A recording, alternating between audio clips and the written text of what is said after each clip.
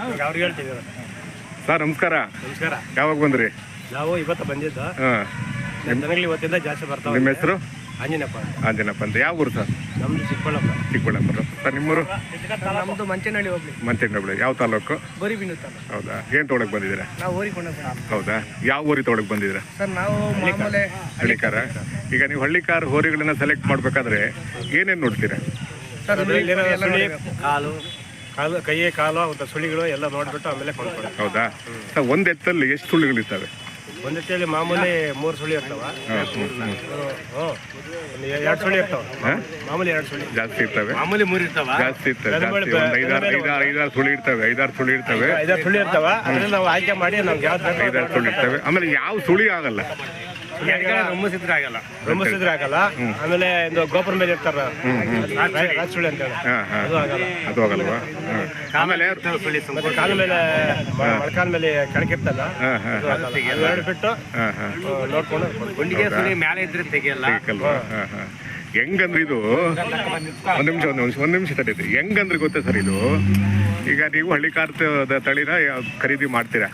ಈಗ ನೀವೊಂದು ನಿಮ್ಮ ಮನೆಗೆ ಗಂಡನೋ ಹೆಂಡತಿನೋ ಮಗನೋ ಸೆಲೆಕ್ಟ್ ಮಾಡ್ಬೇಕಾದ್ರೆ ಹೆಂಗ್ ನೋಡ್ತೀರಾ ನೀವು?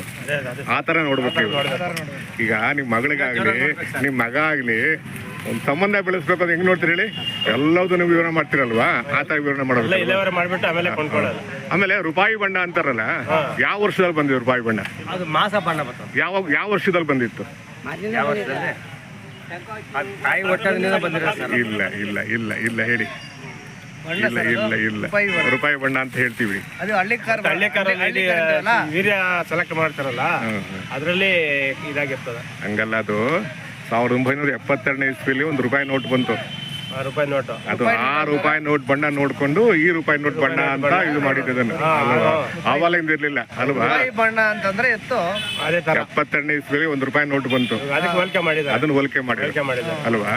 ಹಳ್ಳಿಕಾರ ಅನ್ನೋದು ಇತ್ತೀಚೆಗೆ ಅಂತೀವಿ. ಈಗ ಮುಂಚೆ ಎಲ್ಲ ನಾವು ನಾಟಿ ಹಸ ಅಂತಿದ್ವಿ ಅಲ್ವಾ? ಅಲ್ವಾ? ಆಮೇಲೆ ಒಂದು ದನದ ಆಯಸ್ಸು ಎಷ್ಟು ವರ್ಷ ನಿಮ್ ಪ್ರಕಾರ? ದನದ ಆಯಸ್ಸು 25 ವರ್ಷ. 20-25 ವೈಜ್ಞಾನಿಕವಾಗಿ ಹೇಳ್ಬೋದು. ಹೆಂಗಂದ್ರದು ಈಗ ನಮ್ಮ ಆರೋಗ್ಯ ಏರುಪೇರಾದಾಗ ನಾವು ಡಾಕ್ಟರ್ ಹತ್ರ ಹೋಗ್ತೀವಿ, BP ಚೆಕ್ ಮಾಡ್ತೀವಿ, ಶುಗರ್ ಚೆಕ್ ಮಾಡ್ತೀವಿ. ಇದ್ರ ಆರೋಗ್ಯ ಏರುಪೇರಾದಾಗ, ಇದರ ವರ್ತನೆ ಏರುಪೇರಾದಾಗ ನಾವು ಗಮನ ಕೊಡ್ಬೇಕು. ಇದಕ್ಕೆ ನಾವು ಗಮನ ಕೊಟ್ಟಾಗ ಅವ್ರ ಆರೋಗ್ಯನ ವಿಚಾರಿಸ್ಕೋಬಹುದು ಅಲ್ವಾ? ನಾವ್ ಹೆಂಗ್ ನೋಡ್ತೀರಾ ನಂಗೆ, ನಮ್ಮ ಆರೋಗ್ಯ ಹೆಂಗ್ ನೋಡ್ತೀರಾ ಹಂಗೆ. ಎಲ್ತು ಯಾವಾಗ ಯಾವ ರೀತಿ ಆಗ್ತದ ಮತ್ತೆ ಯಾವ್ದು ಚೇಂಜ್ ಆಗದ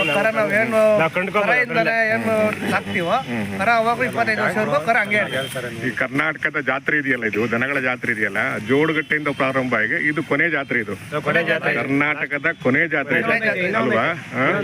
ಮರಳು ಬಸವೇಶ್ವರ ಅಲ್ವಾ? ಮರಳು ಬಸವೇಶ್ವರ ಚೋಳೂರು ಜಾತ್ರೆ 101ನೇ ಜಾತ್ರೆ. ಇದು 101ನೇ ಜಾತ್ರೆ. ಈ ಜಾತ್ರೆಗೆ ಒಂದು ಇತಿಹಾಸ ಇದೆ. ಇಲ್ಲಿ ಕಲ್ಯಾಣಿ ಇದೆ, ಅಲ್ಲಿ ಮರಳು ಬಸವಣ್ಣ ಇದೆ, ಅವ್ರ ದೊಡ್ಡ ಚೈತ್ರ್ಯನೇ ಇದೆ ಅಲ್ವಾ? ಈ ಕಲ್ಯಾಣಿ ತುಂಬಿದಾಗ, ಮರಳು ಬಸವಣ್ಣ ಕೂಗಿದಾಗ ಪ್ರಳಯ ಆಗುತ್ತಂತ ಒಂದು ಮಾತಿದೆ.